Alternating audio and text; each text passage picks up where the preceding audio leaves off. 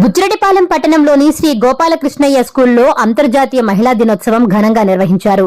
ఈ కార్యక్రమానికి ముఖ్య అతిథులుగా కౌన్సిలర్లు డాక్టర్ అందే ప్రత్యూష, తాళ్ల వైష్ణవి, శ్రీదేవి, విశిష్ట స్కూల్ కరెస్పాండెంట్ రాధికారెడ్డి పాల్గొన్నారు.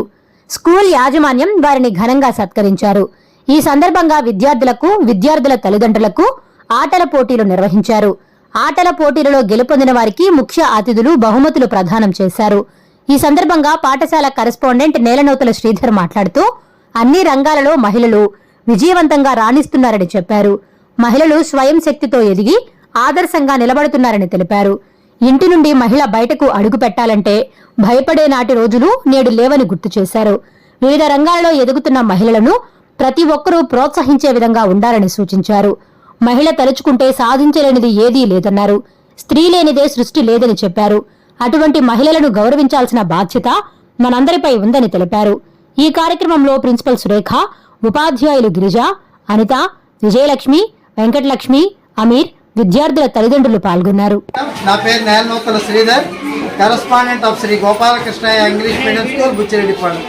ఈరోజు అంతర్జాతీయ మహిళా దినోత్సవ సందర్భంగా మా పాఠశాలలోని విద్యార్థుల తల్లులకి ఈ రోజున ఆటల పోటీలు ఏర్పాటు చేశాం. చక్కగా అందరూ కూడా విద్యార్థులు తల్లులు పాల్గొన్నారు. వాళ్ళందరికీ గెలిచిన వారందరికీ బహుమతులు ఇచ్చాం. అలాగే ఈనాటి ఈ కార్యక్రమంలో ముఖ్య అతిథులుగా బుచ్చిరెడ్డిపాలెం నగర పంచాయతీ కౌన్సిలర్స్ పాల్గొనడం చాలా విశేషము. అట్లాగే మా కోవూరు నియోజకవర్గ అపస్మా treasurer Radhika madam, Sridevi madam, అట్లాగే మన డాక్టర్ ప్రత్యూష మేడం, అలాగే తాళ్ల వైష్ణవి మేడం, వీళ్ళందరూ పాల్గొని కార్యక్రమాన్ని విజయవంతం చేయడం చాలా ఆనందంగా ఉంది. మహిళలు అన్ని రంగాల్లో రాణించాలని, మహిళల యొక్క అభివృద్ధి దేశ అభివృద్ధి అని చెప్పేసి ఈ సందర్భంగా కోరుతూ వారందరికీ హృదయపూర్వక ధన్యవాదాలు. ఉమెన్ ఎంపవర్మెంట్ అంటే ఏంటంటే ఎంత కష్టమైన పరిస్థితిలో ఉన్నా సరైన నిర్ణయం తీసుకోగలిగే ఒక శక్తిగా ఎదగడం. ఇప్పుడు సరైన నిర్ణయాలు, ఇప్పుడు సపోజ్ ఫర్ ఎగ్జాంపుల్ మీరు 9:30కి స్కూల్కి పంపించాలి. 9:30కి స్కూల్ పంపించాలంటే సరైన నిర్ణయాలు తీసుకుంటారా? అంటే ఏ నిర్ణయాలు తీసుకుంటారు? ఎన్నింటికి లేయాలి, పిల్లలకి టిఫిన్ ఎలా చేయాలి? సో ఇది కూడా ఒక ప్రణాళిక, సరైన నిర్ణయమే కదా. సరైన నిర్ణయం మీరు తీసుకోకపోతే స్కూల్ 9:30కి అయితే 10:30కి పంపిస్తారు. సో మహిళా సాధికారత, ఉమెన్ ఎంపవర్మెంట్ అంటే ఏంటంటే సరైన ఎంత కష్టమైన పరిస్థితుల్లో అయినా మన తగిన నిర్ణయం తీసుకుంటే ఒక శక్తిలాగా ఎదుగుతాం. అలా నిర్ణయాలు తీసుకోవాలంటే బేసిక్గా మనకేం కావాలి? బేసిక్గా ఏం కావాలి? విద్య కావాలి, చదువు కావాలి. ఇప్పుడు సరైన నిర్ణయాలు మనం తీసుకోవాలంటే చదువు కావాలి. చదువు అంటే అందరికీ కామన్ గా అక్షరాస్యత అంటారు. అక్షరాస్యత కోసమే చదువు కాదమ్మా. What is right, what is wrong, ఏది మంచి ఏది చెడు అన్న లోక జ్ఞానం కావాలి ఫస్ట్ మనకు. ఇది మంచి, ఇది చేస్తే మంచి, this is the right path. ఆ ఐడియా ఎప్పుడు వస్తుంది? చదువుకుంటేనే వస్తుంది. మన విచక్షణ, మన జ్ఞానం పెరుగుతుంది, సెల్ఫ్ రెస్పెక్ట్ పెరుగుతుంది. ఏదైనా సాధించగలం, మనం ఏదైనా చేయగలం. ఆ సెల్ఫ్ కాన్ఫిడెన్స్ ఎవరి మహిళల్లో అయితే బిల్డప్ అవుతుందో మనం ఎవరెస్ట్ శిఖరాలను కూడా అధిరోహించగలం. మనం ఎవరికి తక్కువ కాదు. మనం చేసే డ్యూటీస్ ఈవెన్ ఈవెన్ జెంట్స్ కూడా చేయలేరమ్మా. ఒక ఫ్యామిలీని, పిల్లల్ని ఏ విధంగా పెంచాలి, వాళ్ళ చదువులో ఏ విధంగా ఎక్సెల్ అవ్వాలి, వాళ్ళకి ఒక లైఫ్ ని డిసైడ్ చేసేది ఫస్ట్ గురువులు, తర్వాత తల్లి. అందుకే కదా తల్లి, మన పురాణాలు కూడా చెప్తుంటారు, ఫస్ట్ ప్లేస్ తల్లి అనే చెప్తారు. తల్లి, తండ్రి, గురువు, దైవం అని. సో మనం దేనికి తక్కువ కాదు. సో మీరు కూడా ఇంట్లో, ఇప్పుడు నాకు చాలా హ్యాపీ అనిపించింది.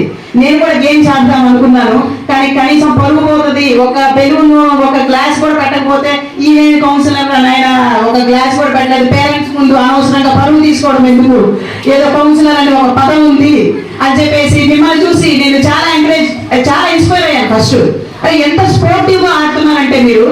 సో ఇది ఫన్. దీనికి ప్రత్యేకంగా మన శ్రీధర్ సార్ అండ్ ఎస్పెషల్లీ ఆ టీచర్స్, లేడీ టీచర్స్, వాళ్ళు ఎంత కష్టపడి, సార్ ఆల్రెడీ అన్నారు, చాలా డిజైన్ చేశారు యూట్యూబ్ లో ఆ ప్రోగ్రామ్స్, ఇవన్నీ గేమ్స్ ఇవన్నీ చూసి hearty congratulations Sridhar sir and your team.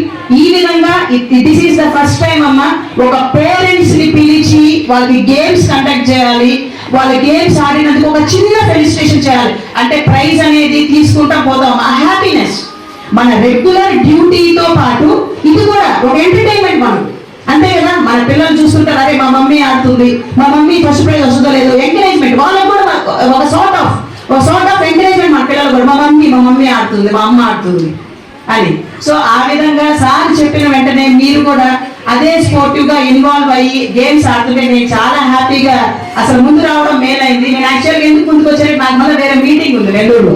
సరే సార్, ఎందుకంటే శ్రీధర్ సార్కి చాలా అభిమానం ఎక్కువ, సార్ కన్నా ఎనగా, కానీ మనల్ని మెచ్చుకుంటారు అన్నమాట. సార్ చాలా స్పోర్ట్స్ పర్సన్ అది అని, కానీ సార్ కన్నా మనకు ఎప్పుడు చాలా తక్కువే.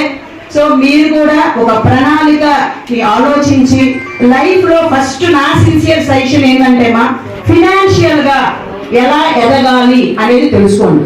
ఇప్పుడు ఆల్రెడీ మీకు డ్వాక్రా సంఘాలు ఉన్నాయి, పొదుపు సంఘాలు ఉన్నాయి, మన గవర్నమెంట్ స్కీమ్స్ కూడా చాలా వస్తున్నాయి మహిళలకి. సో అవన్నీ ఒక ప్లాన్డ్ గా సరైన పద్ధతిలో మనం ఏ విధంగా సరైన పద్ధతిలో మనం చేసుకోవాలి, ఎలా ఫినాన్షియల్ గా మనం బలోపేతం అవ్వాలి. ఎందుకంటే ముందు మనం ఫినాన్షియల్ గా స్ట్రాంగ్ అయితే మన ఫ్యామిలీ స్ట్రాంగ్ అవుతుంది, మన ఫ్యామిలీ స్ట్రాంగ్ అయితే సొసైటీ స్ట్రాంగ్ అవుతుంది, సొసైటీ స్ట్రాంగ్ అయితే ఎంటైర్ నేషన్ కూడా స్ట్రాంగ్ అవుతుంది. సో అందుకే ఈ మహిళా సంఘాలు ఇవన్నీ ఉన్నాయి, డ్వాక్రా మహిళా సంఘాలు, వాళ్ళు రుణాలు ఇస్తారు. అటువంటి మంచిగా ఆలోచించుకొని ఒక ఇద్దరు ముగ్గురు మీ మైండ్ సెట్తో మంచిగా ఆలోచించి ఏదైనా ఒక చిన్న స్టార్టప్, ఒక చిన్న బిజినెస్ అది పెట్టి, ఏదైనా చీరల బిజినెస్ కావచ్చు, జూట్ బ్యాగ్ బిజినెస్ కావచ్చు, ఆ క్యాండిల్స్ తయారు చేసే బిజినెస్ కావచ్చు, కడ్డీలు ప్రిపేర్ చేసే బిజినెస్, ఏదైనా సరే ముందు మీరు ఫినాన్షియల్గా స్ట్రాంగ్ అవ్వాలి. ఒకరి మీద డిపెండెన్సీ మనం తగ్గించుకోవాలి, వేరే వాళ్ళ మీద మనం ఆధారపడకూడదు. ఎందుకంటే మనకు కూడా తెలివి ఉంది, చెయ్యగలం అన్న ధైర్యం కూడా ఉంది మనకు. సో అందుకే మీరు లోన్లీగా ఉండకుండా, ఇంటికే పరిమితం కాకుండా ఫ్యామిలీని చూసుకుంటూ, ముందు ఫ్యామిలీ ముఖ్యం, నేను చెప్పేది అదే. ఫస్ట్ మనకు family is very very important. ఫ్యామిలీని చూసుకుంటూ వాళ్ళు స్కూల్కి వెళ్ళిన తర్వాత మనం ఖాళీగానే ఉంటాం ఈవినింగ్ 4-5 వరకు. ఈ టైంలో మనం ఏ విధంగా మన ఫినాన్షియల్ గ్రోత్ ఉండాలి, ఏ విధంగా ఎదగాలి, మనం సొసైటీలో మనం కూడా గుర్తింపు తెచ్చుకోవాలి, అదే ఫలానోళ్ళు ఈ విధంగా. సో ఆ విధంగా మీరు అడుగులు వేయాలని మనస్ఫూర్తిగా కోరుకుంటూ నాకు ఈ